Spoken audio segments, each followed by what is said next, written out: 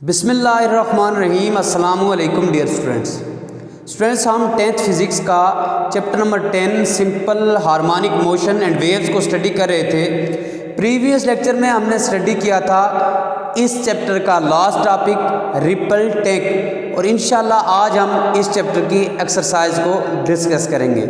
और इसकी एक्सरसाइज में से जो सबसे पहला क्वेश्चन है वो है मल्टीपल चॉइस क्वेश्चन यानी MCQs। आज हम इसके MCQs को स्टडी करेंगे। तो इसका सबसे पहला क्वेश्चन है टिक द करेक्ट चॉइसेस। जो करेक्ट चॉइसेस हैं उनको हमने टिक करना है। पहला MCQs हमारे पास है which of the following is an example of simple harmonic motion, कि इनमें से कौन सी सिंपल हार्मोनिक मोशन की एग्जाम्पल है।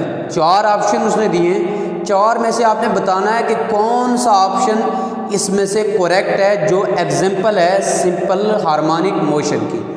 पहला ऑप्शन उसने दिया है the motion of simple pendulum, simple pendulum की मोशन। बी ऑप्शन है हमारे पास the motion of ceiling fan, ceiling fan की मोशन। सी ऑप्शन है the spinning of the earth on its axis, earth का अपने एक्सिस के अराउंड स्पिन होना या रोटेट करना।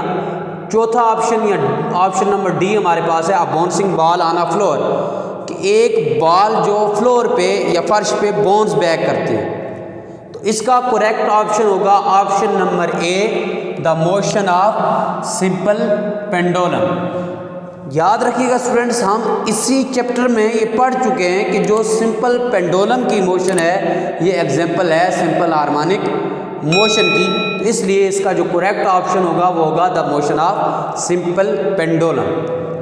दूसरा MCQs हमारे पास है if the mass of the Bob of a pendulum is increased by a factor of 3, कि अगर पेंडुलम का मास हम 3 टाइम इंक्रीज कर दें the periods of the pendulum motion will be, तो पेंडुलम का टाइम पीरियड क्या होगा।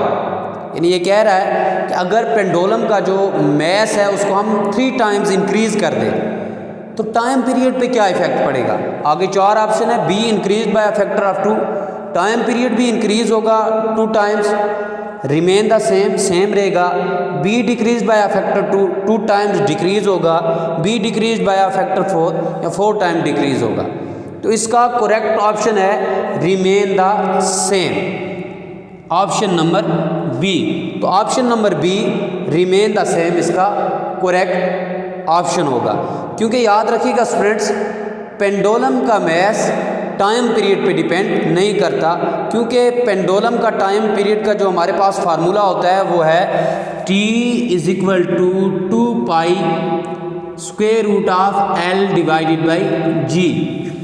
यानी ये डिपेंड करता है टाइम पीरियड लेंथ पे और ग्रेविटेशनल एक्सेलरेशन पे।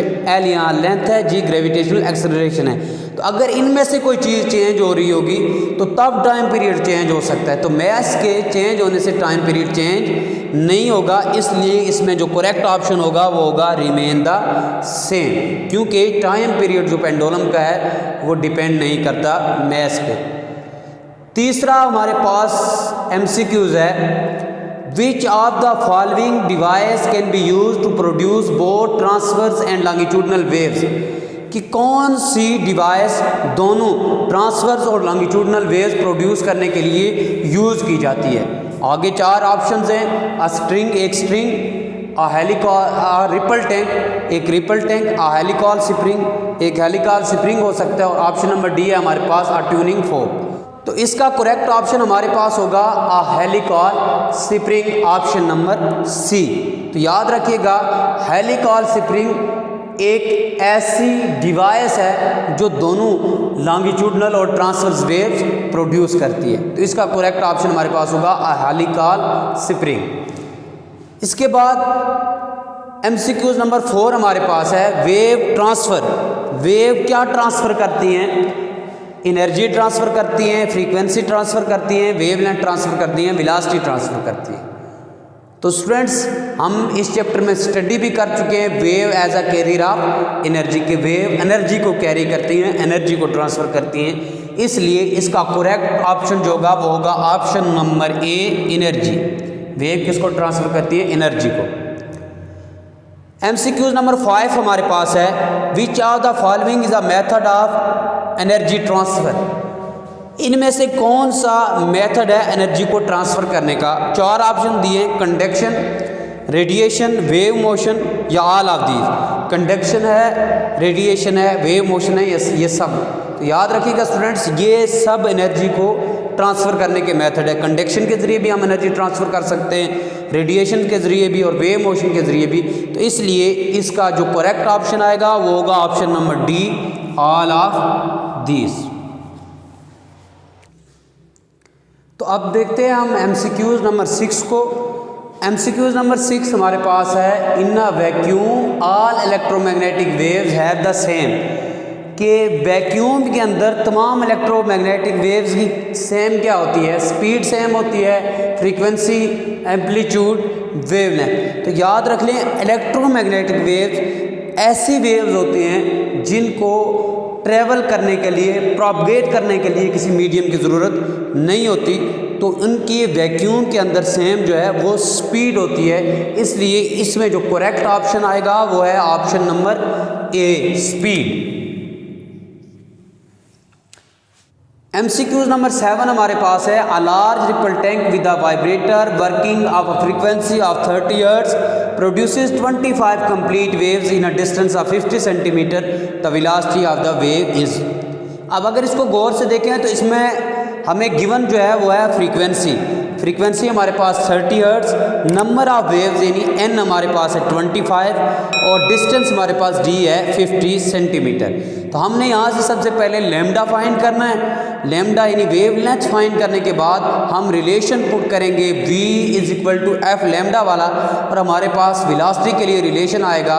और यहाँ पे उसने 4 आंसर दिए हैं, a है 53 सेंटीमीटर पर सेकेंड, b है 60 सेंटीमीटर पर सेकेंड, c है 750 सेंटीमीटर पर सेकेंड और d हमारे पास है 1500 सेंटीमीटर पर सेकेंड। तो इसका करेक्ट ऑप्शन होगा, आप निकाल के देख लीजिएगा, करेक्ट आंसर जो इसका है वो है option number B, 60 centimetre per second.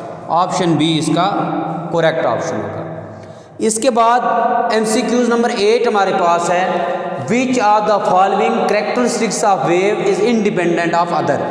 Waves की कौन सी कैरेक्टरिस्टिक्स दूसरे पे डिपेंड नहीं करती? Speed, frequency, amplitude. अब देखिए wavelength, speed v is equal to F lambda, ये तो डिपेंड कर रहे हैं, फ्रीक्वेंसी भी डिपेंड कर रही है, वेवलेंथ भी डिपेंड कर रही है, क्योंकि v is equal to F lambda वाला जो रिलेशन है उसमें एक स्पीड है, फ्रीक्वेंसी है और वेवलेंथ है।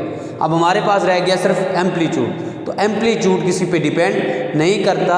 तो वेव्स की ये कैरेक्टरिस्टिक्स है, ये इंडिपेंडेंट ऑफ अदर्स है। तो इसलिए इसका करेक्ट ऑप्शन जो होगा वो होगा option number C, amplitude.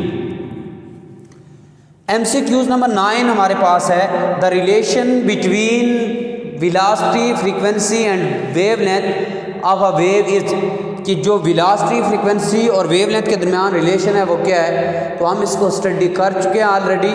v is equal to F lambda, यहाँ 4 ऑप्शन उसने दिए हैं, V F is equal to lambda, F lambda is equal to V lambda is equal to F, V is equal to lambda divided by F. तो इसका correct option जो होगा वो option number B, V is equal to F lambda या F lambda is equal to V, ये हमारे पास correct option होगा।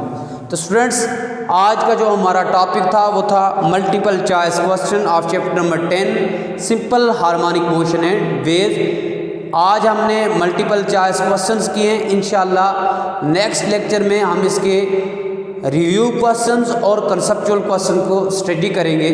तब तक के लिए अल्लाह हाफिज़ व नासिर।